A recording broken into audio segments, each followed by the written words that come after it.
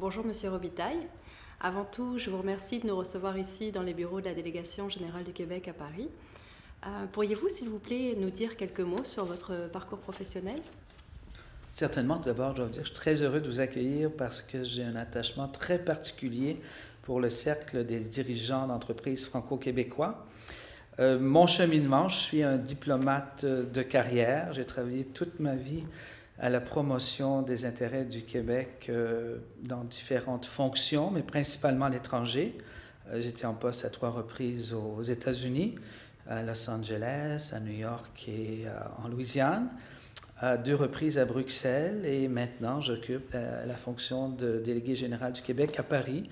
Donc le cheminement professionnel, c'est un cheminement à l'intérieur du ministère des Relations internationales, de la francophonie et du commerce extérieur, qui d'ailleurs au fil des ans a changé à plusieurs reprises d'appellation. On a même eu à une certaine époque l'appellation du ministère des Affaires internationales, mais le but étant toujours, bien sûr, de faire la promotion du Québec sur la scène internationale. Vous savez qu'on dispose d'un réseau très important de presque 30 représentations à travers le monde, et la délégation générale du Québec à Paris est le vaisseau amiral. C'est la seule représentation du gouvernement du Québec qui dispose d'un statut diplomatique, et c'est celle qui, en termes d'effectifs, est la plus importante.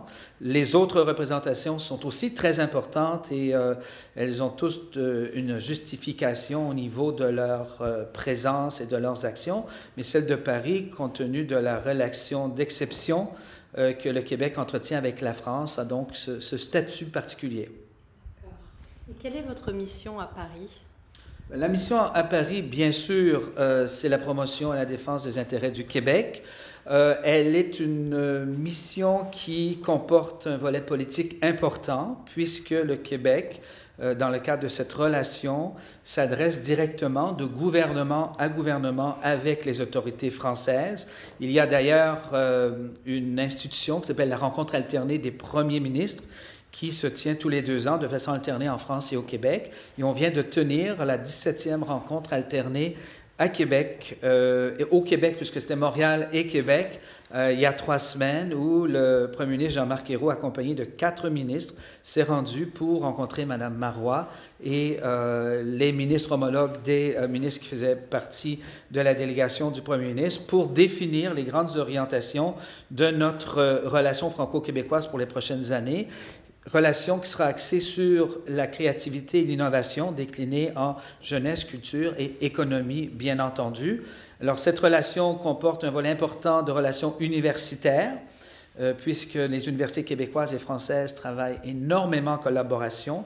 On dénombre maintenant 3000 co-tutelles de thèses franco-québécoises, de plus en plus de co-diplomation, des relations, des chaires qui ont été créées en collaboration, chaires franco-québécoises, avec des universités québécoises et françaises. Bien sûr, le volet jeunesse à travers l'OFQJ, qui est aussi très important. On parle, depuis la création de l'OFQJ en 1968, de plus de 150 000 jeunes qui ont participé au programme de l'OFQJ. Le secteur culturel, vous le connaissez, c'est un secteur très dynamique. Je dis souvent que les artistes sont les meilleurs ambassadeurs du Québec, et c'est que beaucoup grâce aux artistes québécois que le Québec est si connu en France et que nous avons une place particulière dans le cœur des Français.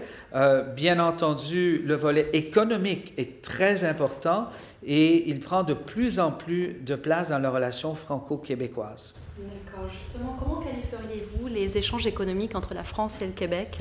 Alors, ces échanges économiques sont des échanges qui sont très fructueux.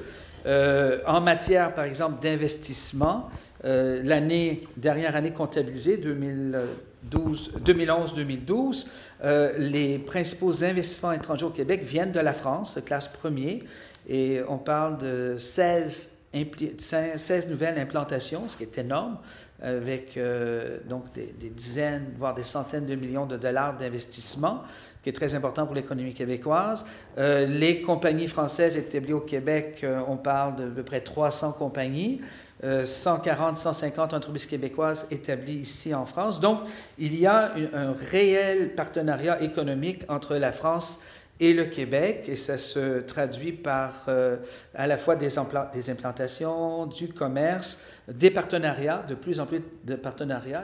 Il y a, ce qui est très important, le maillage entre les pôles de compétitivité français et les créneaux d'excellence québécois. La coopération décentralisée nous aide beaucoup à cet égard-là, et le travail effectué par le Cercle des dirigeants d'entreprises franco-québécois, parce qu'il y avait un besoin donc exprimé par les entreprises de pouvoir se rencontrer, échanger à un très haut niveau.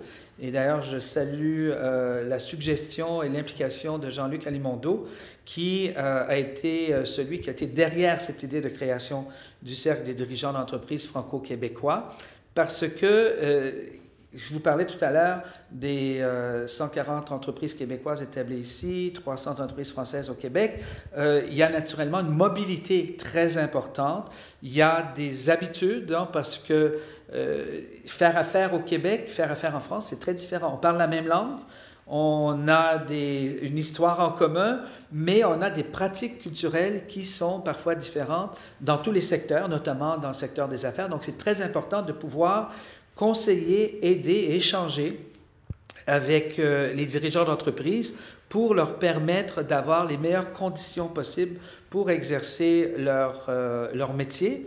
D'ailleurs, je dirais que ce qu'on a appelé les ARM, les arrangements de reconnaissance mutuelle de formation professionnelle, ont beaucoup aidé pour la mobilité des travailleurs, et c'était une des questions qui revenait régulièrement de la part des chefs d'entreprise, comment on peut les aider à favoriser la mobilité des travailleurs. Une compagnie qui est établie au Québec et qui doit envoyer un ingénieur ou un directeur de travaux pendant une période de 3 à 4 mois, il y a des procédures naturellement pour des visas, pour cette mobilité-là. Donc, on est très attentif à ce volet-là, et également attentif aux besoins des entrepreneurs d'échanger pour favoriser l'émaillage, être au fait de ce qui se passe dans cette relation franco-québécoise, parce qu'il y a toujours un facteur d'entraide très important. Donc, et je crois beaucoup, et on le fait avec le Cercle des dirigeants d'entreprise, à la diplomatie culturelle, parce que souvent, c'est dans le cadre d'activités culturelles que des gens se rencontrent et peuvent échanger de façon peut-être un peu moins formelle, mais qui nous permettent d'approfondir la relation. Et ça, le Cercle a bien compris cet aspect-là. Il y a donc le volet de formation, des conférences qui sont organisées par le Cercle. Il y a des volets plus formels lorsque, par exemple, on a une visite ministérielle, lorsqu'on a des dirigeants d'entreprises québécois qui viennent pour des rencontres qui peuvent se faire en comité restreint.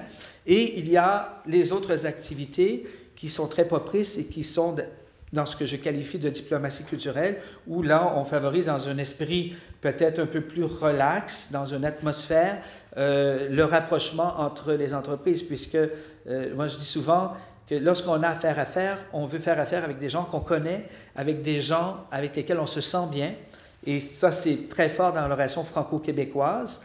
Et si en plus, on peut favoriser, multiplier les occasions de rencontre, on le fait, et au plus haut niveau. Ça aussi, c'est très important pour le Cercle des dirigeants d'entreprise. Ce sont vraiment des gens qui sont les décideurs qui peuvent se rencontrer.